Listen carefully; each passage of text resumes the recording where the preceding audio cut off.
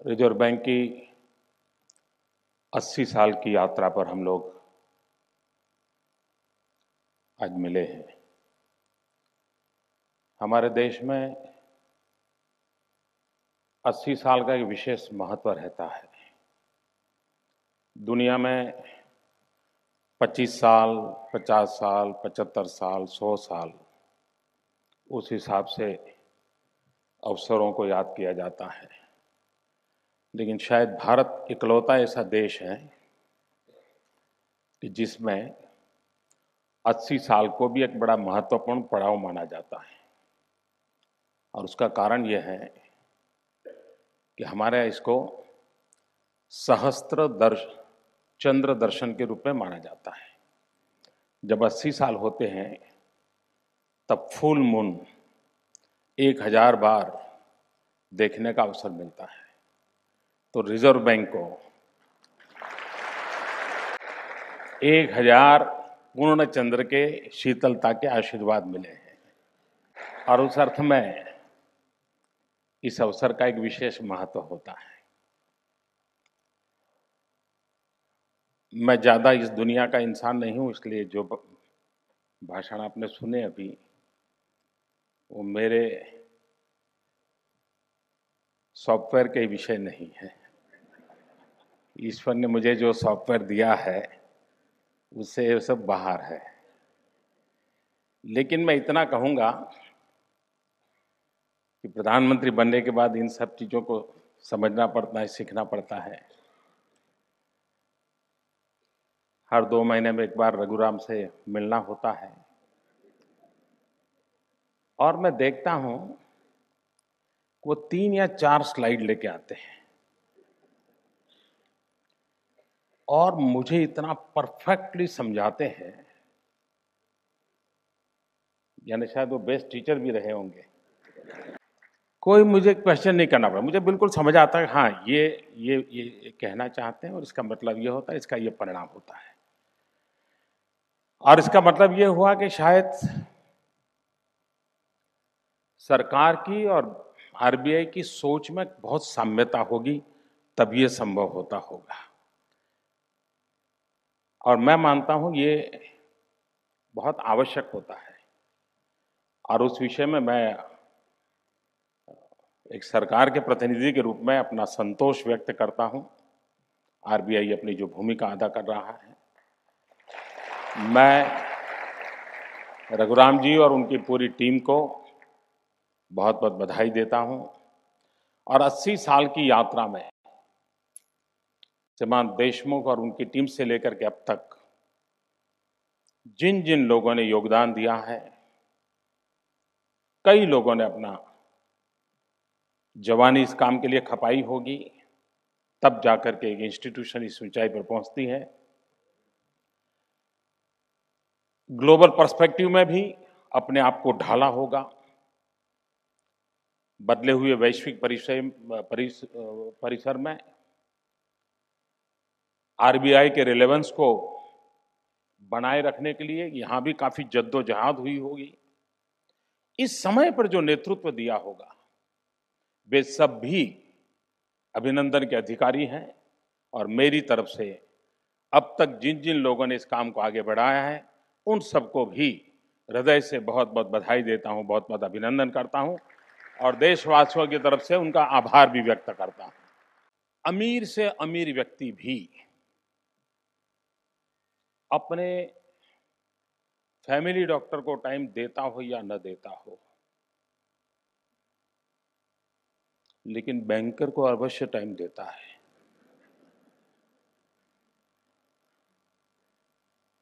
उसके जितने lunch dinner होते होंगे उसमें ज्यादातर बैंकर के साथ होते होंगे।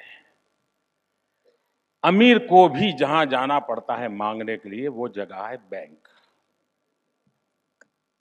तो मैं भी आज यहां मांगने के लिए आया हूं।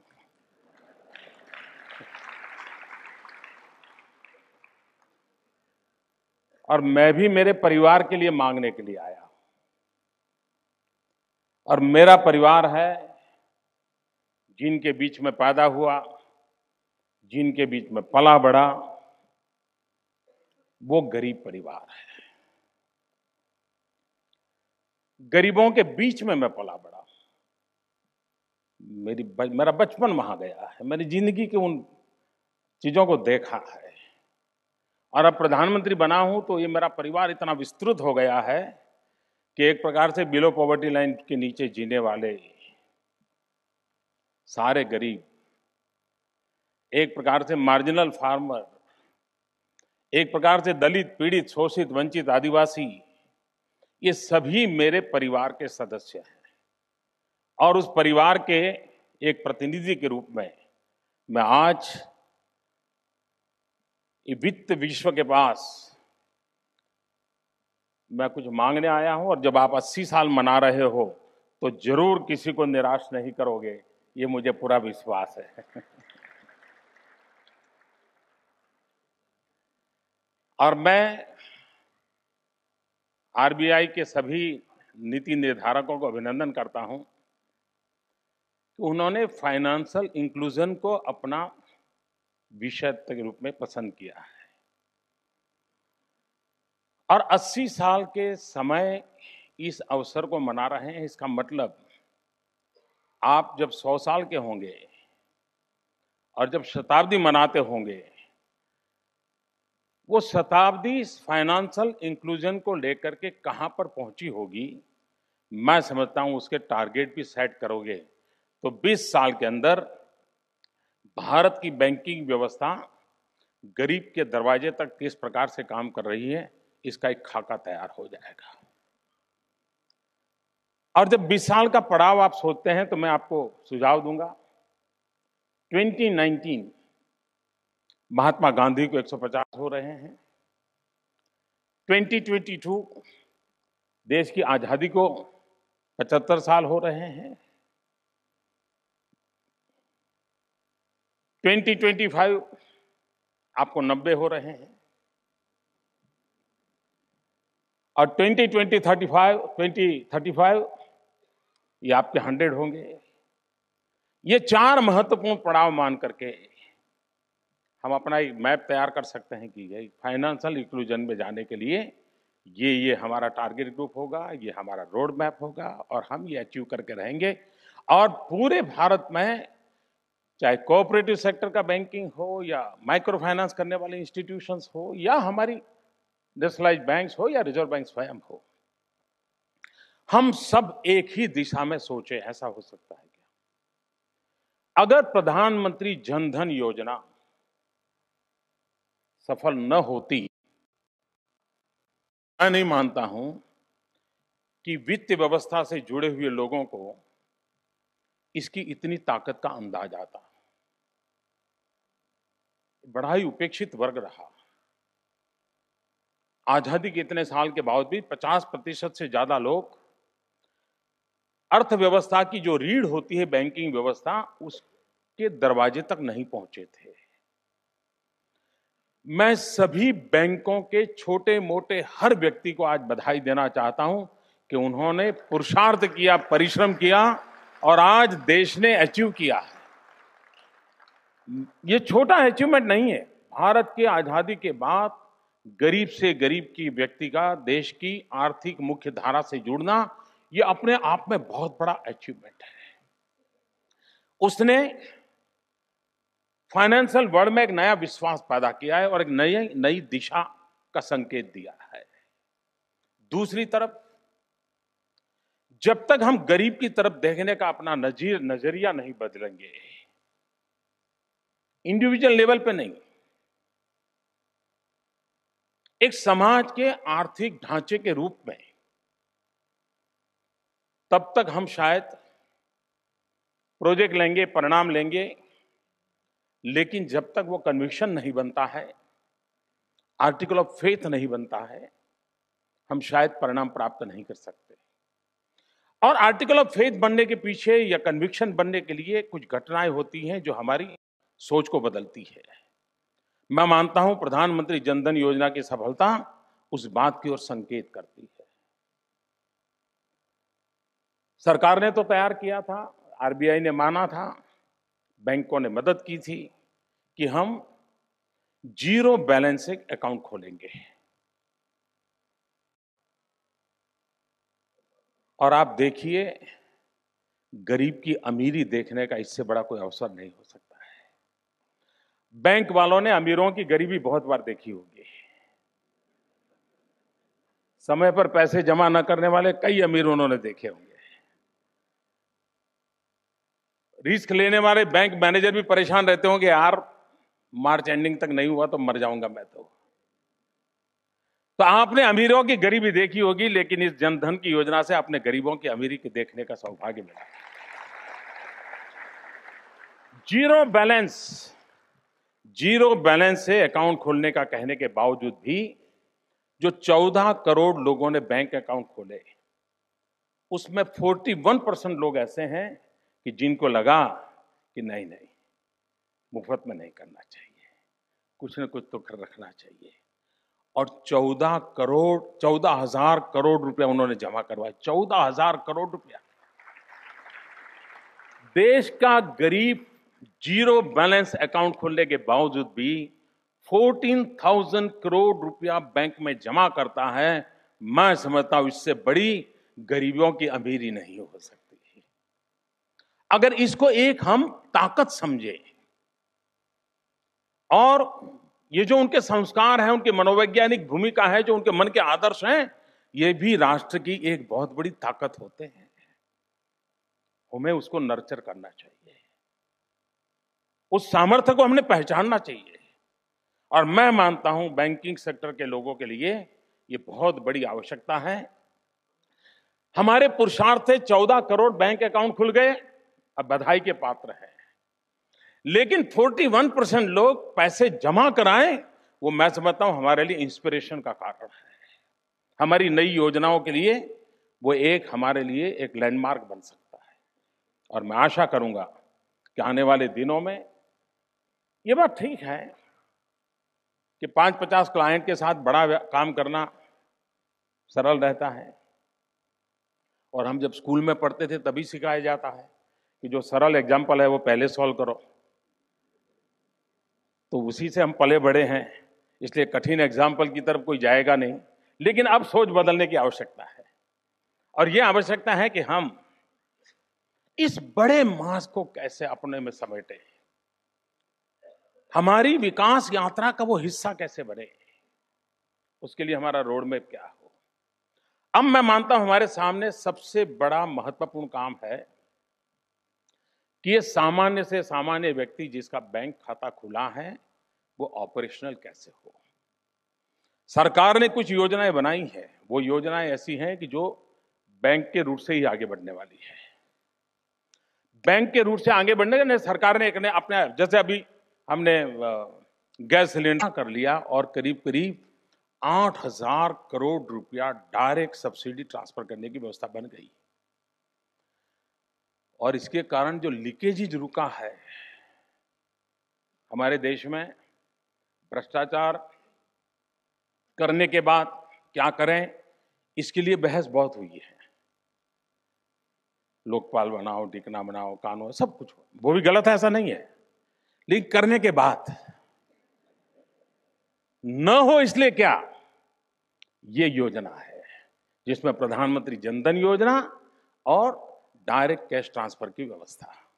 और 8,000 करोड़, मैं बताता हूं जी, मैं आंकड़ा अभी बताता नहीं हूं, लेकिन मैं चाहूंगा कि पॉलिटिकल पंडित जरा निकाले कि कितनी एक्स्ट्रा सब्सिडी जाती थी, जिसमें सिलेंडर भी नहीं होता था, सिलेंडर लेने वाला भी नहीं होता था, लेकिन चेक फटता था। अब इस व्यवस्था से यानी ट्रांसपेरेंसी भी लाई जा सकती है। बैंकिंग व्यवस्था से इतना बड़ा रिफॉर्म हो सकता है तो शायद हमारे यहां सोचा नहीं गया था, आज हो रहा है।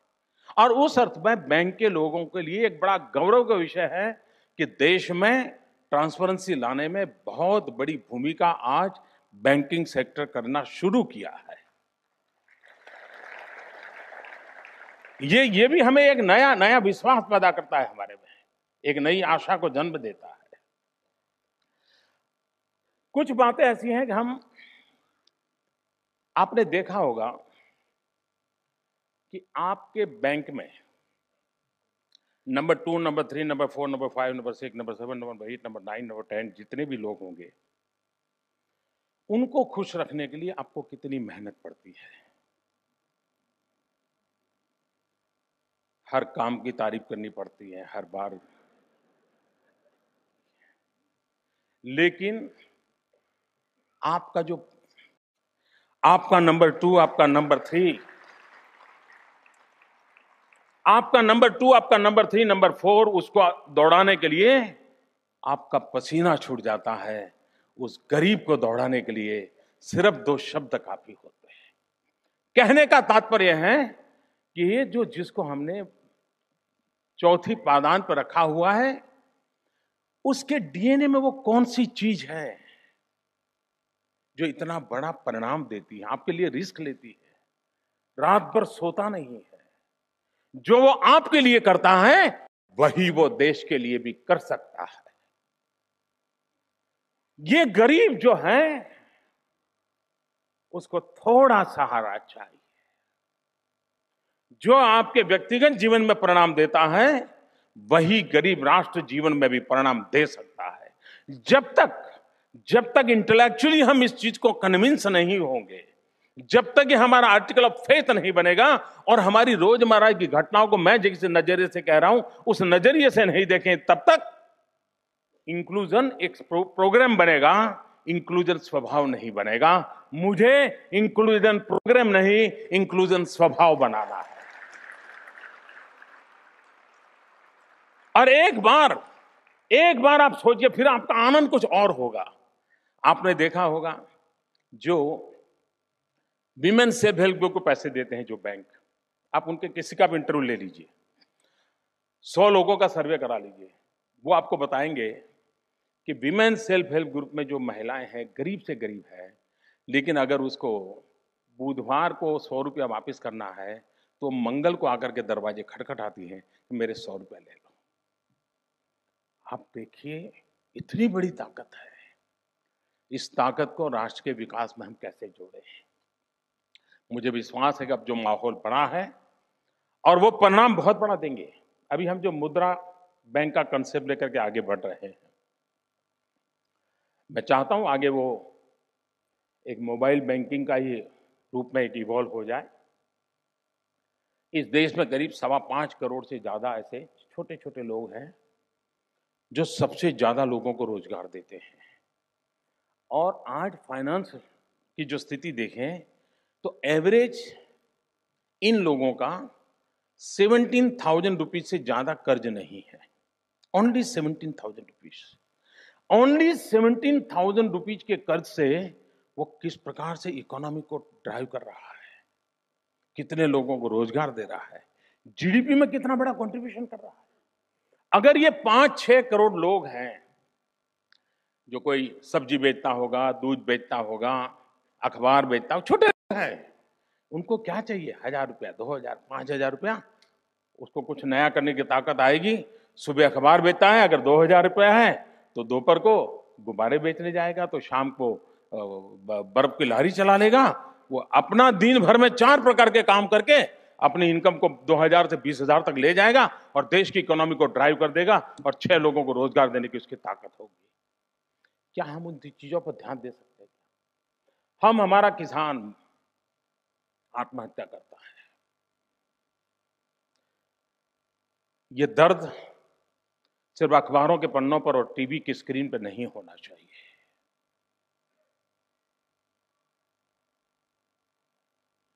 ये हमारा किसान जब मरता है,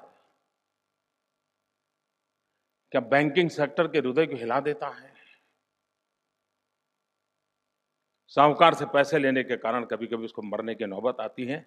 60 साल के बाद, आज 80 साल हम मना रहे हैं आरबीआई के, तब क्या हमारे दिल में आवाज उठ सकती है कि भाई हम हमारी बैंकिंग व्यवस्था के हाथ पर इतने पसारेंगे कि कभी किसान को कर्ज के कारण कम से कम आत्महत्या करने की नौबत नहीं आएगी? क्या ये सपना हमारा नहीं हो सकता है? मैं नहीं मानता हूं कि इसके कारण कोई बैंक डूब जाएगी।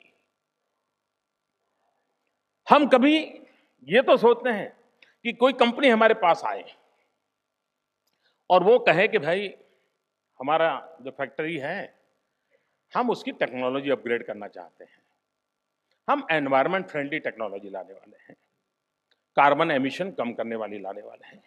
हमें बैंक से इतना पैसा चाहिए, हम खुशी से देते हैं कि नहीं देते हैं? हमारे ब्रोचर में भी छापते हैं कि हमने कार्बन एमिशन कम करने वाले इनिशिएटिव्स को इतना इतना बैंकिंग किया, बड़ा गर्व करते हैं। लेकिन कोई किसान आकर के ये कहे कि मुझे 50 पेड़ लगाने हैं, मुझे बैंक की लोन दो, मुझे बताइए कार्बन एमिशन के लिए ये बहुत बड़े से बड़ी फैक्ट्री लगा रहा है कि नहीं लगा रहा है? लेकिन मुझे मेरे तराजू में वो तो है, लेकिन ये नहीं है। क्या हमारा बैंकिंग सेक्टर, आप देखिए, हम टिम्बर इंपोर्ट करते हैं, किसान मर रहा है। अगर हम एक इनिशिएटिव ले, एक नई योजना बना सकते हैं कि हमारे हमारे देश में जो मार्जिनल फार्मर है उसकी ज्यादा जमीन, एक खेत और दो खेत को डिमार्केशन में जो जगह जाती है उसमें वो बाड़ लगा देता है, और इतना वेस्टेज है। भारत जैसे देश को ये जमीन बर्बाद होने की चिंता करने की आवश्यकता है, उसी दिशा में कोई ध्यान नहीं देता। लेकिन अगर हम बैंकिंग के द्वारा इनिशिएटिव ले कि भाई जो डिमार्केशन का तुम्हारा बॉर्डर है वहां अगर तुम पेड़ लगाते हो तो हम तुम्हें इतना फाइनेंस करेंगे, और ये पेड़ तुम्हारी मालिकी का बनेगा, आगे चल करके हमारी ये पार्टनरशिप होगी, तुम्हारी बेटी की शादी होगी और 4 पेड़ काटने होंगे, टिम्बर के रूप में बेचना होगा, तो बैंक को इतना पैसा देना था, तुम इतना मुझे बताइए तैयार होगा कि नहीं होगा? हम कार्बन न्यूट्रल डेवलपमेंट की दिशा में हमारा कंट्रीब्यूशन होगा कि नहीं होगा? और जिस किसान की फसल तो बर्बाद हो जाएगी, लेकिन पेड़ खड़ा होगा तो उसको लगेगा अभी तो मेरी कोई छाया है, मैं जिंदगी में मरने की जरूरत नहीं है, ये पेड़ के सहारे मैं फिर से एक बार नई जिंदगी खड़ी कर दूंगा। विश्वास पैदा हो सकता है कि नहीं हो सकता है? और इसलिए मैं कहता हूं कि हमें समाज के भिन्न भिन्न तबके और बड़े क्रिएटिव माइंड के साथ हम किस प्रकार से फाइनेंसिंग की व्यवस्था करें जिसके कारण उसको एक लॉन्ग टर्म सस्टेनेबिलिटी के लिए वो फायदा कर सके, हम उस नए तरीकों को कैसे सोचें। जिस प्रकार से फाइनेंशियल इंक्लूजन में इमीडिएटली हमारे देश में 2 चीजों पर हमारा ध्यान जाता है। एक, आर्थिक लेयर, इनकम के आधार पर या स्थिति रहन सहन के आधार पर। दूसरा, सामाजिक ताने बाने, जाति प्रथा का थोड़ा प्रभाव रहता है। लेकिन इंक्लूजन में एक नए पैरामीटर की ओर देखने की जरूरत है, और वो है ज्योग्राफिकल इंक्लूजन। आज भी देश में देखिए हमारी इकोनॉमी को, और ये हम सबने सोचना चाहिए। गोवा हो, कर्नाटक हो, महाराष्ट्र हो, गुजरात हो, राजस्थान हो, हरियाणा हो, देश का पश्चिमी छोर, वहां तो आर्थिक गतिविधि दिखती है, लेकिन जो देश का पूरब का छोर, जिसके पास सर्वाधिक प्राकृतिक संपदा है, वहां आर्थिक गतिविधि नहीं है। हमारे फाइनेंशियल इंक्लूजन के मॉडल में मैं देश के पश्चिमी छोर पर तो आर्थिक व्यवस्थाओं के लिए मेरी बैंकिंग व्यवस्था सबसे ज्यादा काम कर रही है, लेकिन पूरब का इलाका जहां पर इतनी बड़ी प्राकृतिक संपदा पड़ी हुई है, जहां पर इतना सामर्थ्यवान मनुष्य बल है, मैं उसके विकास के लिए क्या करूंगा? इसलिए हमारे ज्योग्राफिकली भी मैपिंग करने की आवश्यकता है। वो कौन से इलाके हैं कि जिसमें पोटेंशियल है लेकिन हमारी रीच नहीं है। हमारे इंक्लूजन में जिस प्रकार से समाज के भिन्न भिन्न तबकों की ओर देखने की आवश्यकता है, उसी प्रकार से भारत के भिन्न भिन्न भूभाग की ओर भी देखने की आवश्यकता है कि वो कौन सा भूभाग है कि जिसमें सामर्थ्य है लेकिन अवसर पैदा नहीं हुआ है। और विकास करना है तो हमने उसकी परंपरागत ताकत को सबसे पहले पहचानना पड़ता है। क्या हमारी बैंकिंग व्यवस्था में डिस्ट्रिक्ट को अगर एक ब्लॉक माने तो हमारे पास मैपिंग है क्या कि भाई वहां का पोटेंशियल ये है, अनटैप पोटेंशियल इतना है, टैप करना है तो दिजारदा। और सरकार और बैंकिंग व्यवस्था करके सोचे कि भाई आप रॉ मटेरियल के लिए कोई डिसीजन ले लीजिए, आप ह्यूमन रिसोर्स डेवलपमेंट के लिए कोई डिसीजन ले लीजिए, आप मैनेजर स्किल के लिए कोई डिसीजन ले लीजिए, आप वहां पर एनर्जी सप्लाई करने के लिए कर लीजिए, आप इंफ्रास्ट्रक्चर के लिए कर लीजिए। बैंक्स आर रेडी, हम इस यहां के नक्शे को बदल देंगे। इंक्लूजन में हमने हमारे देश के विकसित इलाके, विकास की संभावना वाले इलाके, विकास से वंचित रह गए इलाके, इनके सारे पैरामीटर बना करके हमारे इंक्लूजन के मॉडल में हम इसको कैसे प्रस्तावित करें। मैं समझता हूं अगर ये हम करेंगे तो बहुत भारत को दुनिया में आर्थिक ताकत की ओर बढ़ना है। 3 साल का बच्चा 6 साल का होता है तो उसकी ऊंचाई बढ़ने में फर्क तुरंत नजर आता है कि पहले वो 2 फुट का था, अभी 4 फुट का हो गया। लेकिन 20 साल वाले को 4 साल के बाद भी 2 इंच बढ़ाना तो मुश्किल हो जाता है। आप जहां बढ़ चुके हैं वो बढ़ने की गति धीरे रहेगी, लेकिन जहां कुछ नहीं है वहां थोड़ा सा डालने से बढ़ना शुरू हो जाएगा और वो एक नए कॉन्फिडेंस को जन्म देगा। और और और आज विश्व में भारत के नेक्स्ट 10 ईयर के ग्रोथ रेट की जो चर्चा हो रही है उसका पोटेंशियल एरिया कौन सा, यही है। हिंदुस्तान की सेकंड ग्रीन रिवॉल्यूशन करने की जगह अगर कहीं है तो हिंदुस्तान का पूर्वी इलाका है। हिंदुस्तान के माइंस और मिनरल में जो अभी हमने डिसीजन लिए हैं, आप कल्पना कर सकते हैं हिंदुस्तान के सबसे धनी राज्य बनने की संभावना, जिनके पास कोयला था वो राज्य बन रहे हैं। छत्तीसगढ़ हो, झारखंड हो, उड़ीसा हो, बंगाल हो, ये राज्य एक नई ताकत के साथ उभरने वाले हैं। क्या हम बैंकिंग सेक्टर के लोगों को ध्यान है कि भाई इतना बड़ा वहां कल्पना बाहर का एकदम से जंप आया है, हम बैंकिंग व्यवस्था के द्वारा वहां कैसे बदलाव लाए। अगर हम इस बात को करेंगे, मैं मानता हूं परिणाम बहुत बड़ा। एक और क्षेत्र है जिसको भी मैं फाइनेंशियल इंक्लूजन का एक महत्वपूर्ण हिस्सा मानता हूं, जिसका संबंध न आर्थिक स्थिति से है, न सामाजिक स्थिति से है, और न ही इसका संबंध भौगोलिक परिस्थिति से है, और वो है नॉलेज में हम फाइनेंशियल पार्टनरशिप कैसे बने। हमारे देश को यह सौभाग्य प्राप्त हुआ है कि 65% पॉपुलेशन 35 से नीचे है।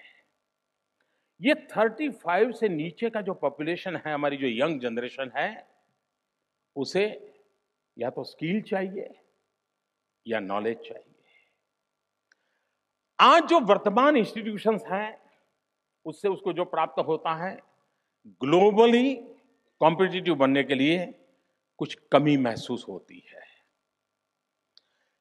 अब हम ग्लोबली कॉम्पिटिटिव नॉलेज इंस्टीट्यूशंस लाते हैं तो हमारे देश के नौजवान के लिए वहां पढ़ना कठिन है, क्योंकि उसके पास उतने पैसे नहीं है। क्या बैंक एक ऐसा मीडिएटर बन सकती है कि कितनी फी वाली इंस्टीट्यूशन क्यों ना हो, गरीब का बच्चा भी वहां पढ़ने जाएगा। हम खड़े हैं, हम ज्ञान उपार्जन के प्रयास में कभी पीछे नहीं हटेंगे। गरीब का बच्चा भी कितनी ही धन खर्च करके अगर पढ़ाई करने की ताकत रखता है, हम पूरी तरह, मैं समझता हूं लंबे समय के लिए बेनिफिट करने वाला ये सबसे बड़ा इन्वेस्टमेंट है, सबसे बड़ा फाइनेंशियल इंक्लूजन है। और इसलिए हम हमारी एजुकेशन सिस्टम, हमारे स्टूडेंट्स, उनका अच्छी इंस्टीट्यूशन में पढ़ने का इरादा, और उसको अगर हमारा ह्यूमन रिसोर्स डेवलपमेंट की ताकत जितनी ज्यादा होगी, देश को आने वाली शताब्दी में अपना नेतृत्व करने की ताकत आएगी। हमारी इमारतें कितनी अच्छी बनी हैं, इससे दुनिया में हिंदुस्तान की ताकत बढ़ने वाली नहीं है। हिंदुस्तान की ताकत बढ़ने वाली है हिंदुस्तान की युवा पीढ़ी के पास कितना सामर्थ्य है, कितना ताकत है इनके अंदर। वो ताकत का आधार दंड बैठक से नहीं आता है। उस ताकत के लिए उसको ये शिक्षा का अवसर होना चाहिए। अगर कोई एजुकेशनल इंस्टीट्यूशंस वर्ल्ड क्लास बनाता है, बैंक मदद करे। स्टूडेंट पढ़ने के लिए जाना चाहता है, बैंक मदद करे। और मैं विश्वास दिलाता हूं जी, अब तक का जो आपका एनपीए का अनुभव है, इसमें कभी ऐसा कटु अनुभव नहीं आएगा, मुझ पे भरोसा कीजिए। देश का नौजवान पाई पाई लौटाएगा, लेकिन देश बहुत आगे बढ़ेगा। और इसलिए हम फाइनेंशियल इंक्लूजन एक सब्जी बेचने वाले से लेकर के एक top class high qualified man power तैयार करने तक पूरा चेन कैसे बनाएं, मैं समझता हूं एक बहुत बड़ा रोल कर सकते हैं। और एक विषय मेरे मन में है, मेक इन इंडिया। मैं मेक इन इंडिया के विस्तार में और बातें नहीं करना चाहता। मुझे पूरा ज्ञान भी नहीं है, लेकिन शायद सोचा जाए। हम आज आरबीआई के 80 साल मना रहे हैं। आज हम संकल्प कर सकते हैं क्या कि फलानी तारीख को जो हमारी करेंसी छपेगी, उस करेंसी का कागज भी इंडियन होगा और इंक भी इंडियन होगी। ऐसा नहीं चल सकता। जिस गांधी ने स्वदेशी के लिए इतनी लड़ाई लड़ी, वो विदेशी कागज पे उसकी तस्वीर छपती रहे, क्या शोभा देता है? क्या मेरे देश के पास ऐसे उद्योगकार नहीं है क्या? उनको कंपल किया जाए कि तुम्हें ये फैक्ट्री लगानी है, पैसा चाहिए दूंगा, लेकिन ये लगाओ बागल में, लाओ दुनिया से टेक्नोलॉजी लाओ, और हमारी करेंसी, हमारी नोट, कागज हिंदुस्तानी होना चाहिए, इंक भी हिंदुस्तानी होनी चाहिए। और मैं चाहता हूं कि आरबीआई इस बात को एक जिम्मेवारी समझ करके एक नेतृत्व दे। ये बदलाव के, ये मेक इन इंडिया तो यहीं से शुरू होता है जी। मैं मानता हूं कि हम इन चीजों को कर सकते हैं, लेकिन मैं ये भी मानता हूं कि देश आज जहां पहुंचा है उसमें आप सबका बहुत योगदान है, इन इंस्टीट्यूशंस का योगदान है। और मैं उस व्यक्ति इंसान हूं, मैं मानता हूं कि आइडिया कितने ही होनहार क्यों ना हो, अगर इंस्टीट्यूशनल फ्रेमवर्क ताकतवर नहीं है तो सारे विचार भांज रह जाते हैं। और इसलिए इंस्टीट्यूशन स्ट्रेंथन हो, आरबीआई की गरिमा और कैसे बढ़े, बैंकिंग सेक्टर की अपनी गरिमा कैसे बढ़े, सभी संस्थाएं अपने आप में ताकतवर कैसे बने। जितना संस्थाओं का नेटवर्क ताकतवर होगा, स्वतंत्र रूप से निर्णय करने का होगा, अल्टीमेटली देश का लाभ होने वाला है। जरूरी नहीं है कि प्रधानमंत्री की इच्छा के अनुसार देश चलना चाहिए।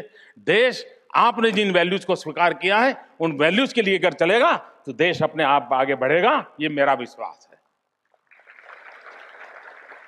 और उस बात को हमको लेकर के चलना चाहिए। हमने एक छोटा सा इनिशिएटिव लिया। देखिए, देश की ताकत देखिए जी। कभी कभी हम अपने देशवासियों को कुछ भी कह देते हैं। मेरा अनुभव अलग है जी। हमने ऐसे ही कानों कानों में एक बात शुरू की थी कि भाई जो लोग एफोर्ड करते हैं, इन लोगों ने गैस सब्सिडी नहीं लेनी चाहिए।